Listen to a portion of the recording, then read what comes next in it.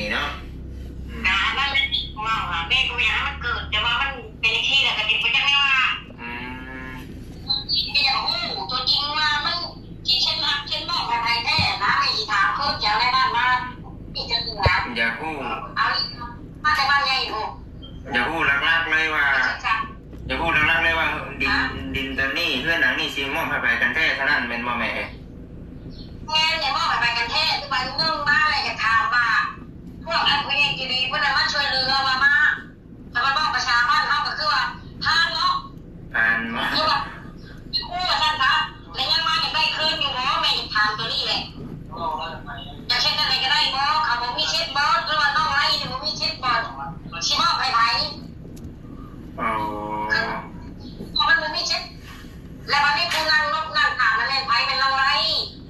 ชื่อขายแมนไพ่น้องไรแม่บอกยิบ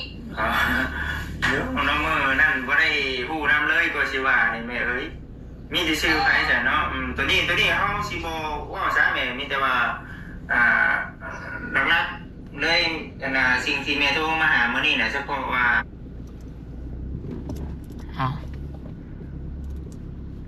กับทักทายสบายดีสวัสดี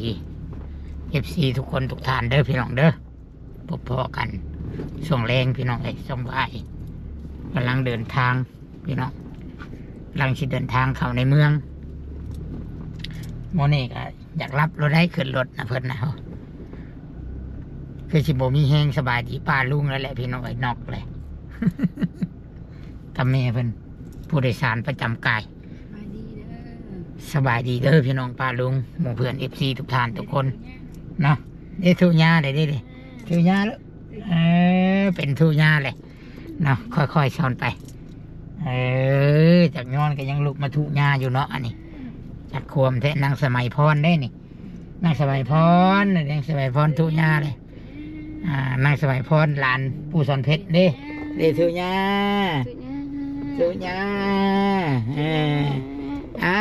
อารมณ์ดีแท้ๆบาดนี้เด้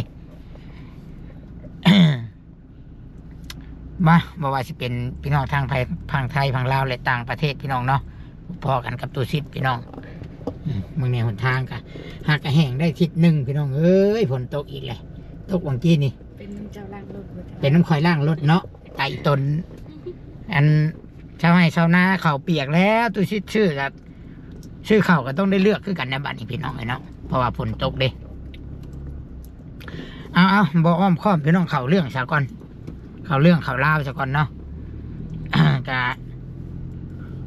เนี่ยน้องพี่น้องสดๆห่อนๆเนาะติดตามข่าวสารนี่แหละเรื่องที่มันเกิดเพราะว่าตัวซิดก็เป็นสะพานบุญคนหนึ่งบ้านซะเนาะในน้ำที่ว่าเคยเขาไปหาเขาไปได้ซอยอันนี้พี่น้องบ่ได้ซอยหลายแกซอยน้อยนึงก็เคยได้ซอยข้าวต้มขนมเอาปลาอาหารเคยเอาไปให้เอาน้องเต๋น้องไล่น้องตุ๊กน้องติ๊กโยพี่น้องเอ้ยก็ถือว่าได้ไปเบิ่งคลิปของ ของน้องจิตกี่นี่พี่น้องเอ้ยเป็นอีกคลิปหนึ่งเนาะเป็นอีกคลิปหนึ่งของน้องจิตเพิ่นเอาลงกี่นี่บัดนี้ทางอัน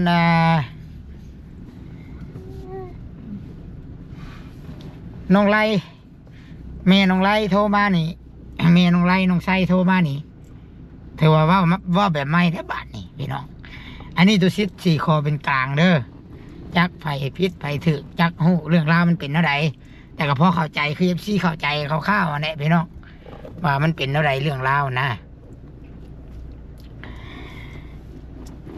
แต่อันนี้ในมุมมองหรือว่าความคิดของตัวซิดเด้อพี่น้องเด้อบอกเกี่ยวกับไผ่เนาะมาพังจากแม่ของน้องไล่เว้านี่แล้วโบสนได้พี่น้องบ้านนี่เนาะทางน้องไล่หรือว่าทางแม่น้องไล่ทางพ่อเรานะทางครอบครัวเขานี่เขาเว้าเรื่องว่าในเมื่อซอยเรือเขาแล้ว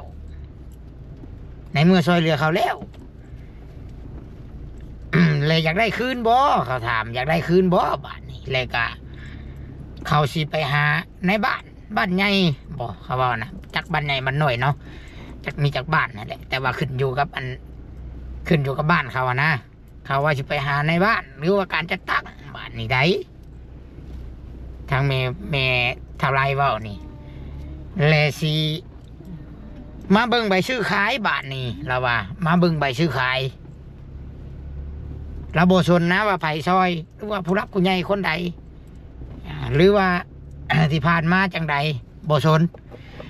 แต่เรางัดตัวนี้มาเว้าบ้านนี้เรื่องกฎหมายและบ้านนี้พี่น้องเลยเนาะเรางัดเรื่องกฎหมายเรื่องการซื้อขายเราเอาตรงๆเลยว่าผู้ใหญ่ให้ไผ่บ้านนี้เอาหรือว่าเราเจาะจงถามยูทูบเบอร์ผู้ที่ให้รถหรือว่าผู้เป็นสะพานบุญเนาะเราว่ารถบ้านนี้ในใบซื้อขายในตอนนั้นหรือว่าจังใดมีชื่อไผ่เป็นคนเซ็นไผ่เป็นคนได้ครับกรรมสิทธิ์บ้านนี้ถ้าสมมติว่าเป็นชื่อเท่าไรบ้านนี้โดยชอบทำแล้วคือซีเมนแล้วก็สีสู่เอาคือสีแล้วก็สีเอาวันนี้ว่าง่ายครอบครัวเขากับเท่าไรก็สีเอาวันนี้แต่เบิ่งคลิปตัวตีกันว่านี่แหละก็คลิปที่อันนั่งว่ากับการจะตั้งว่านี่แล้วเขาว่าเขาบอกเอาเนาะก็คือชิบะชดเนี่ยเดี๋ยวจังฮอดก่อนพูดจังว่า แต่ว่าไปที่ขั้นตอนในความคิดของตัวซิดนะเขาคือสิปรึกษาลือกันไหมพี่น้องแหละเขาว่าไม่ได้บาทนี่เขาว่าผู้ใดที่ยังข้องใจคาใจว่าสิเป็นยูทูบเบอร์หรือว่าใครก็ตามบาทนี่หรือว่านั่งแต่บาทนี่เมียเท่าไรเมียเก่าเนาะว่าจะเนาะมาล้มกันเขาว่ามาคุยกันในชื่อนี่เป็นชื่อไผ่เอาเป็นเจ้าของนี่ชื่อนี่ในมือที่ชื่อมือที่ขายณในตอนนั้นยูทูบเบอร์สายบุญนี่ใส่ชื่อไผ่เส้นชื่อไผ่มอบกรรมสิทธิ์ให้ไผ่บาทนี่ให้เท่าไรบ่หรือให้นั่งแต่หรือให้นางตุ๊กหรือว่าจังไดพี่น้องสมมุติว่าณในตอนนั้นเนาะยังไม่ได้พิกเถียงกันเท่าไรก็คือสิในหน้ากล้องหรือว่าในตอนนั้นก็บ่มีปัญหาอย่างกันตอนนั้นก็ยังถูกยากยังบ่ได้ยังก็ปฏิบัติตัวดีทำตัวดีเนาะดุมันกยันเพี้ยนกับนางแต่นะบ่สร้างปัญหาแล้วเจ้าโดยนบไหวกับไหวแล้วเห็นผู้ใดไปกันเนาะแต่อันนี้ตุสิตบอกเลยว่าตุสิตบ่ได้มีเรื่องเครียดเรื่องให้ทั้งสองกับสองฝ่ายเด้อพี่น้องเด้อถือว่าออกมาว่าในมุมมองของตุสิตเด้อพี่น้องเด้อบ้านนี้นี่ถ้าหักว้าบ้านนี้เอิ้นมาจ่อหน้ากันได้บ้านนี้เอิ้นมาจ่อหน้าหรือว่าเอิ้นมาว่ามาล้มกันในใบเซ็นสัญญาตัวนั่นใบซื้อขายใบที่ดินนั่น พี่น้องไงเนาะเมียจอนมือจากเงาะนะ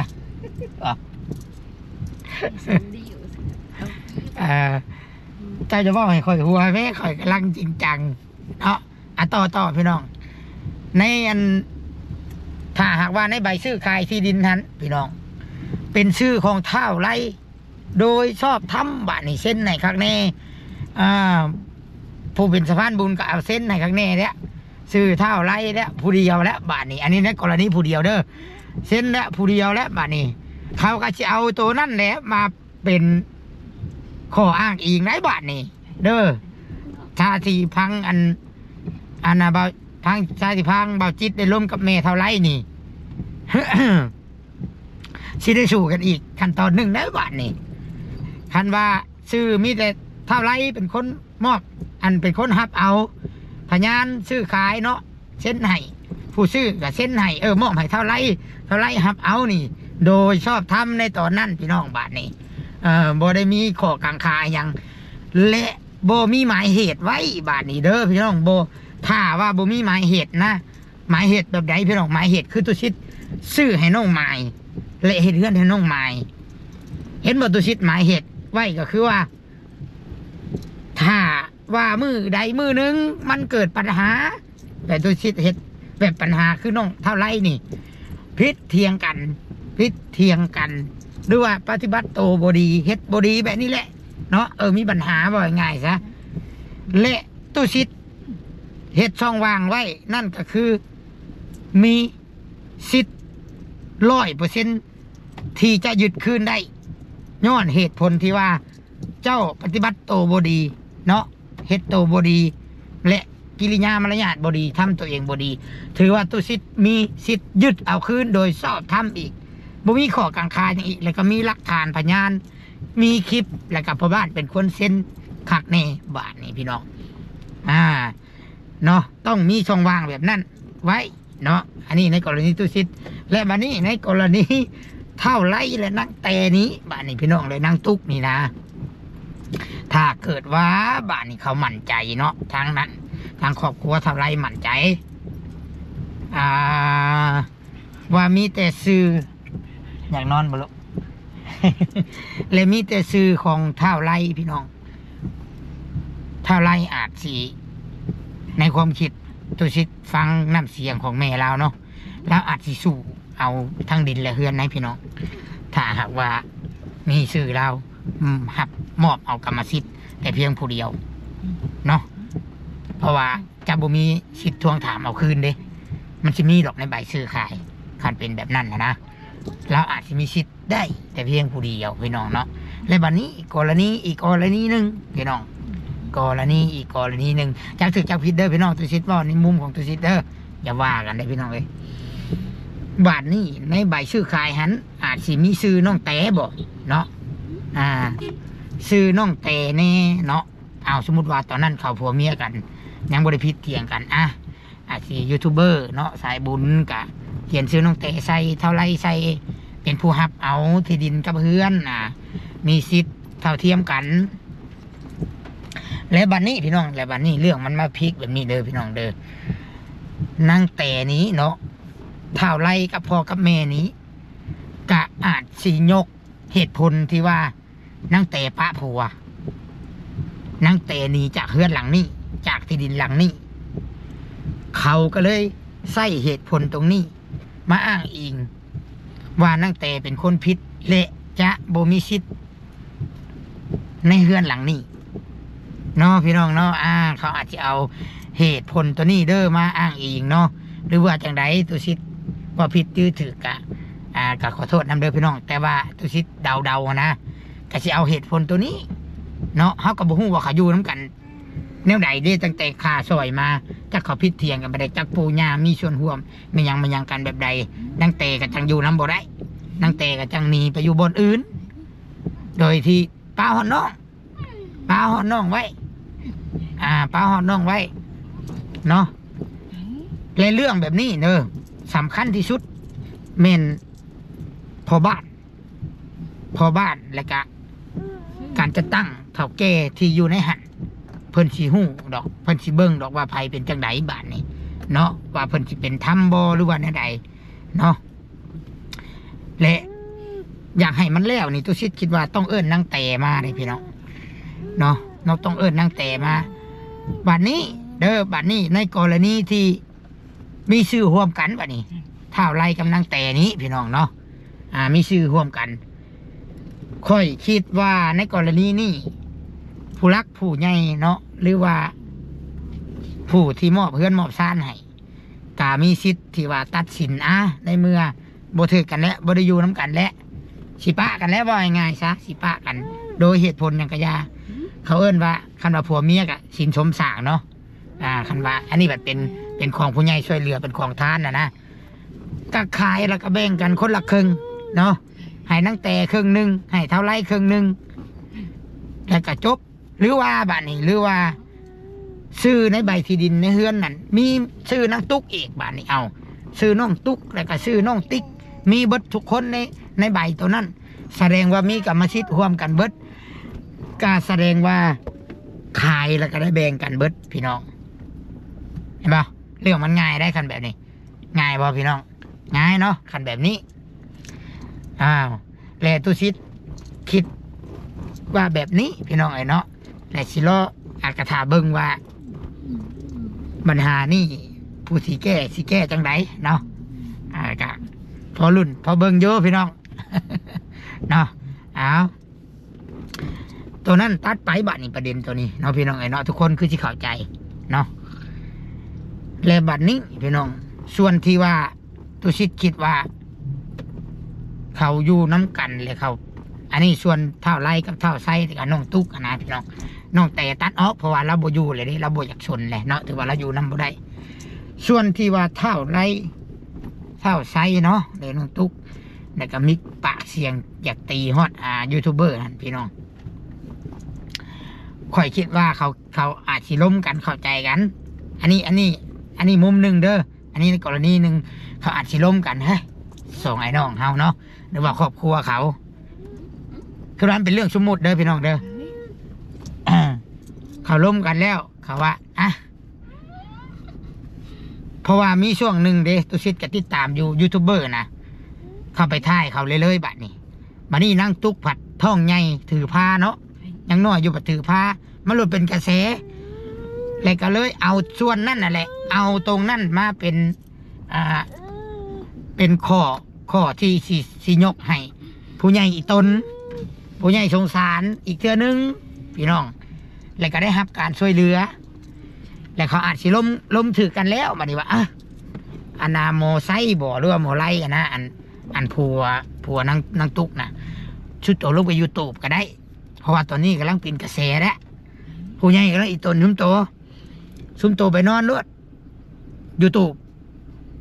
บางทีเพื่อนเฮือนหลังไม้ให้ตัวชิดคิดว่าเหตุผลตัวนี้ก็มีพี่น้องแต่ว่าบัดนี่แต่ว่าบัดเอาเข้าไปเลิกๆผัดFC กระเบิงทุกคลิปอันนี้ยูทูบเบอร์ไปถ่ายไปหน้าเลยผัดมันเกิดเรื่องดราม่าขึ้นได้บัดนี่พี่น้อง FC ตั้งคำถามผู้ใหญ่ตั้งคำถามชุมเจ้าคือบ่อยู่น้ำกันเฮือนหลังบักใหญ่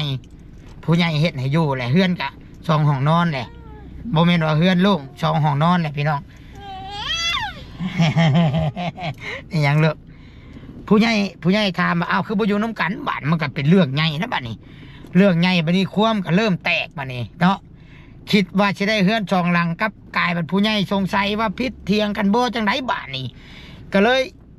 มันก็เลยเบี่ยงประเด็นไปในทางที่ว่าพิษกันบัดนี้พิษกันอยู่น้ำกันบ่ได้บัดนี้เกิดดราม่า